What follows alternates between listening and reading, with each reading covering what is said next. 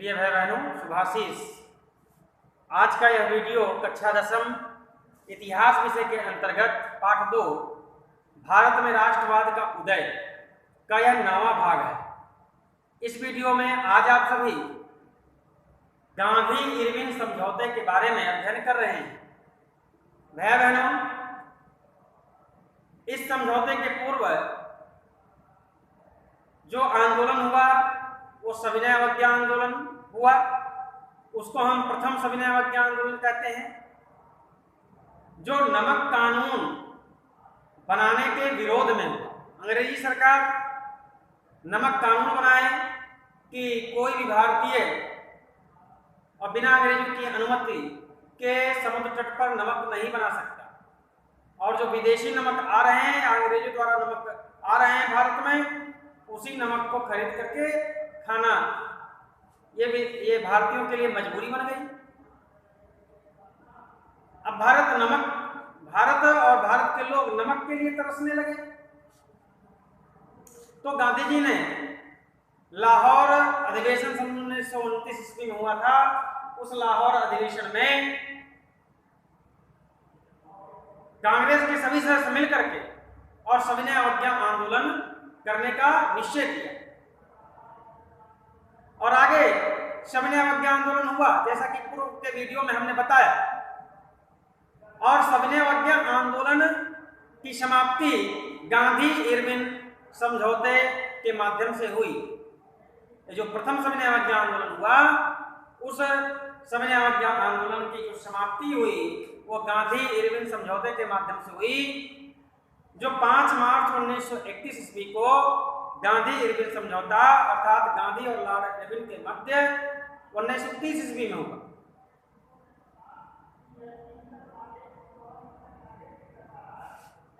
सात सितंबर सन 1931 ईस्वी को द्वितीय गोलमेज सम्मेलन का आयोजन होना सुनिश्चित हुआ था, और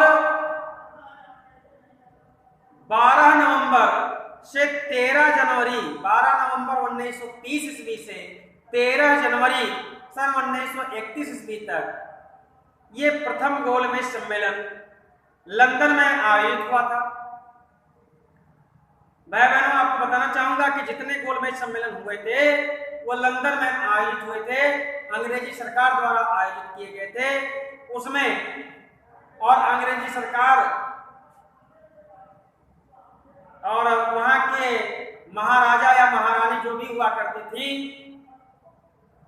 उसमें महारानी हुआ करती थी, उनके समक्ष और विचार विमर्श, भारत में सरकार कैसे चलाया जाए, भारत में व्यापार कैसे चलाया जाए, भारत की सरकार में अंग्रेजी और प्रशासन की क्या गतिविधि है, भारतीयों का क्या विचार है उस प्रशासन के प्रति, ऐसा एक विचार विमर्श करने के लिए और गोलमेज सम्मेलन आयोजित किया गया था। तो प्रथम गोलमेज सम्मेलन 12 मार्च सन 1930 ईस्वी से और 13 जनवरी सन 1931 ईस्वी तक लंदन में आयोजित किया गया था, जिसमें कांग्रेस के प्रतिनिधियों ने भाग नहीं लिया, क्योंकि 1929 ईस्वी के लाहौर अधिवेशन में नमक कानून के विरोध में गांधी जी ने सविनय अवज्ञा आंदोलन के अंतर्गत अंग्रेजी सरकार, उनके प्रतिष्ठानों, उनके सम्मेलनों, उनके संस्थानों के बहिष्कार करने का निर्णय लिया था और जनता से आह्वान किया। तो इस नाते से गांधी जी और कांग्रेस का कोई भी सदस्य और उस गोलमेज सम्मेलन में भाग नहीं लिया। तो अंग्रेज यह समझ गए कि गांधी जी के नेतृत्व में कांग्रेस और कांग्रेस के नेतृत्व में गांधी जी के नेतृत्व में कांग्रेस और कांग्रेस के नेतृत्व में संपूर्ण भारत के लोग और अंग्रेजी सरकार का बहिष्कार कर रहे हैं, अंग्रेजों का बहिष्कार कर रहे हैं, उनके सम्मेलनों का बहिष्कार कर रहे हैं। आगे चल करके अंग्रेजी प्रशासन चलाना और भारतीयों के बिना कठिन हो जाएगा, और इसको भांपते हुए लॉर्ड इरविन ने गांधी जी से समझौते का प्रस्ताव रखा। गांधी जी भी अपने 5 सूत्रीय मांगों को लेकर के और दिल्ली में समझौते के लिए गए। उस समय इरविन ने अपनी 4 सूत्रीय मांगे रखी थी।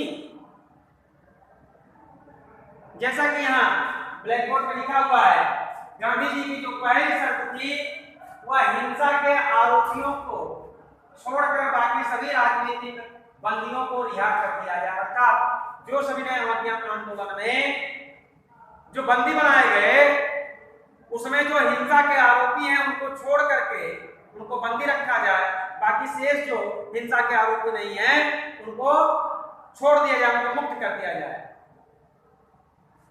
दूसरा, भारतीयों को समुद्र के किनारे नमक बनाने का अधिकार दिया जाए, जिसके कारण ये सारा आंदोलन शुरू हुआ।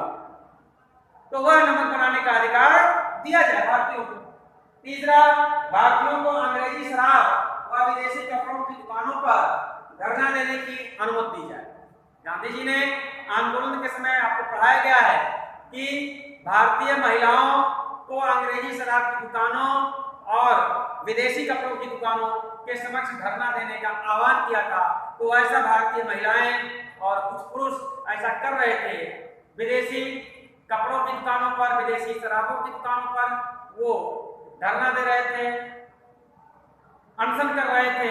तो यह अनुमति मिले ऐसा गांधी जी कह रहे थे। उसका अंग्रेजों ने पुरजोर विरोध किया था, उनको ऊपर लाठियां बरसाई थी, उनको खदेड़ा था विदेशी शराब की दुकानों से, और अन्य जो कपड़ों की दुकान थी उन पर से खदेड़ा था। तो गांधी जी की इच्छा थी, गांधी जी ने मांग रखा कि यह धरना जारी रहे।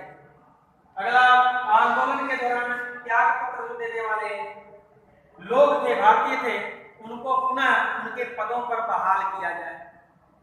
ऐसे और गांधी जी सविनय अवज्ञा आंदोलन के अंतर्गत ऐसे सभी से आह्वान किया था कि आप सभी और सरकारी पदों से अपना त्याग पत्र दे दीजिए, काम करना बंद कर दीजिए, छोड़ दीजिए, सरकारी संस्थानों में काम करना।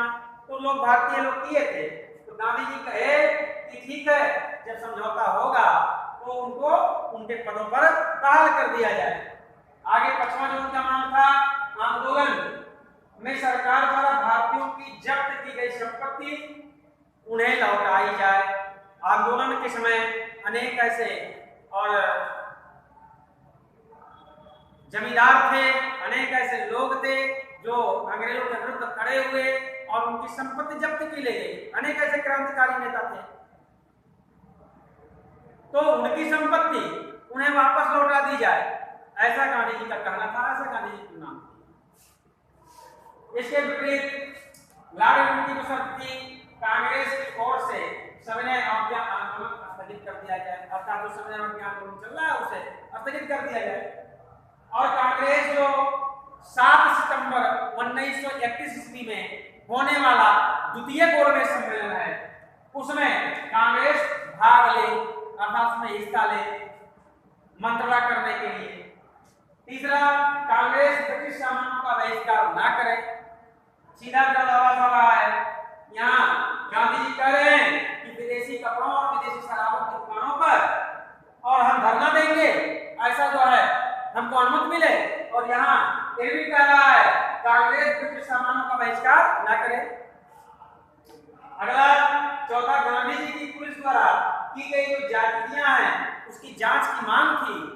तो गांधी जी द्वारा पुलिस की ज्यादतियों के जांच की मांग छोड़ दें, अर्थात गांधी जी पुलिस द्वारा की गई ज्यादतियों की मांग छोड़ दें। अब जो पुलिस अत्याचार किए हैं अंग्रेजी पुलिस, और उसकी जांच ना कराई जाए, ऐसा इरविन का मत था। इन दोनों के लिए और अपनी अपनी बातों पर समझौता हो गया, लेकिन यह समझौता सबको मान्य नहीं था। कांग्रेस के अधिकांश सदस्य इसका विरोध किए और उस विरोध में सबसे प्रमुख विरोध करने वाले पंडित जवाहरलाल नेहरू और नेताजी सुभाष चंद्र बोस थे, जो कांग्रेस के सक्रिय सदस्य थे। इन दोनों ने पुरजोर विरोध किया इस समझौते का। और क्यों किया ये जानेंगे तो आपकी आंखों से अश्रु की धारा बह जाएगी।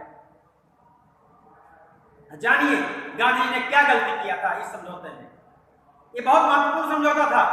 गांधी जी इसको बहुत महत्वपूर्ण समझौता बताते थे और यह कहते थे कि यह पहली बार अंग्रेजों ने भारतीयों के साथ समानता के स्तर पर समझौता किया, जो एकदम गलत था। कोई समानता नहीं थी। गांधी जी हिंसा के आरोपियों को छोड़ करके और बाकी सभी कैदियों को रिहा की मांग कर रहे थे। उसमें हिंसा के आरोपी जो थे वो क्या गलत थे? उन्होंने गलत हिंसा किया था? निर्दोष लोगों को मारा था? नहीं, निर्दोष लोगों नहीं बल्कि अत्याचारी लोगों को मारा था। टिट फॉर टैट का काम किया था। ऐसे क्रांतिकारी नेता भगत सिंह, राजगुरु और सुखदेव थे और जिनको इस समझौते के माध्यम से गांधी जी बलि चढ़ा दिए। इस समझौते के माध्यम से गांधी जी उनको अंग्रेजों के हवाले छोड़ दिए। वो अनाथ हो गए और गांधी जी राष्ट्रपिता बन गए। वो अनाथ हो गए, गांधी जी राष्ट्रपिता बन गए। उनको उनके हाल पर छोड़ दिया और उन्होंने सहर्ष फांसी स्वीकार किया। आगे चल करके उन्हीं क्रांतिकारियों को और सन 1928 में जो अत्याचारी मेजर सैंडर्स था, पुलिसकर्मी सैंडर्स था, उसकी हत्या उन्होंने किया था। उसके एवज में अंग्रेजों ने मुकदमा चलाया और मुकदमा चला करके उन्हीं का कानून, उन्हीं का वकील, उन्हीं का दलील, उन्हीं का जज और उन तीनों क्रांतिकारियों को फांसी की सजा सुनाई गई और आगे चल करके 23 मार्च 1931 ईस्वी को उन तीनों क्रांतिकारी बंधुओं को फांसी दे दी गई। गांधी जी चुप रहे। गांधी जी समझौते का पालन कर रहे थे और उधर एक के बाद एक अंग्रेज हमारे भारतीय लोगों को, हमारे भारतीय युवाओं को बलि चढ़ा रहे थे। यह गलत कार्य इस समझौते के माध्यम से गांधी जी ने किया था और जिसका विरोध पूरा कांग्रेस कर रहा था। पंडित जवाहरलाल नेहरू जो उनके बहुत करीबी थे वो भी कर रहे थे, नेताजी सुभाष चंद्र बोस वो भी कर रहे थे, लेकिन गांधी जी ने नहीं माना। कहा मैं अहिंसा का पुजारी हूं, मैं हिंसा का पक्ष नहीं ले सकता। मूर्ख कहें या बुद्धहीन कहें, जो कहें, हिंसा तो अंग्रेज भी कर रहे थे, उसका पक्ष क्यों लिया गांधी जी ने? हिंसा तो मुस्लिम कर रहे थे, उसका पक्ष क्यों लिया गांधी जी ने? तो ये बातें आपको जाननी चाहिए, आपको जाननी पड़ेगी, समझनी पड़ेगी कि गांधी जी कहां दोषी थे। और आगे चल करके इन क्रांतिकारियों को वो चुकानी पड़ी, कीमत चुकानी पड़ी, अपने प्राणों की कीमत चुकानी पड़ी सविनय अवज्ञा आंदोलन के दौरान। और बाद में हुआ भी, बाद में गांधी जी जो समझौता कर करके आए थे, लॉर्ड इरविन चला गया और उसके बाद लॉर्ड वेलिंगटन 1931 ईस्वी में गवर्नर जनरल बन करके आया। वह इरविन गांधी इरविन समझौते की बातों को सरासर नकार दिया। कहा मैं इस समझौते को नहीं जानता, मैं इस समझौते को नहीं जानता, वेलिंगटन ने कहा। अब गांधी जी क्या जवाब देंगे? 3 क्रांतिकारी फांसी पर चढ़ा दिए गए, अनेक ऐसे क्रांतिकारी फांसी चढ़ा दिए गए और जो समझौता कह करके आए थे वो समझौता भी नहीं मान्य हुआ। इस पर अनेक भारतीय रोष व्यक्त किए, परंतु आगे देश को आजाद कराना था, इसलिए गांधी जी का लोगों ने साथ दिया और क्रांतिकारियों ने भी साथ दिया। आगे चल करके क्रांतिकारियों ने अपना अलग काम किया और गांधी जी अपना उदारवादियों को लेकर के अलग काम किए। परंतु इस बात से, इस समझौते से हमको यह सीख लेनी चाहिए कि हमें निर्णय, महत्वपूर्ण निर्णय लेते समय अपने बुद्धि और विवेक से काम लेना चाहिए, नहीं तो हमें बाद में पछताना पड़ेगा। गांधी जी बाद में पछताए होंगे, लेकिन अपने राजनीतिक निहित स्वार्थों के कारण वो प्रकट नहीं किए या उनकी अंतरात्मा कठोर थी और उस कठोर सत्ता का उन्होंने पालन किया उस समझौते के समय कि भगत सिंह, सुखदेव और राजगुरु को अकेला छोड़ दिए, जबकि वो कहीं हिंसा के पात्र नहीं थे।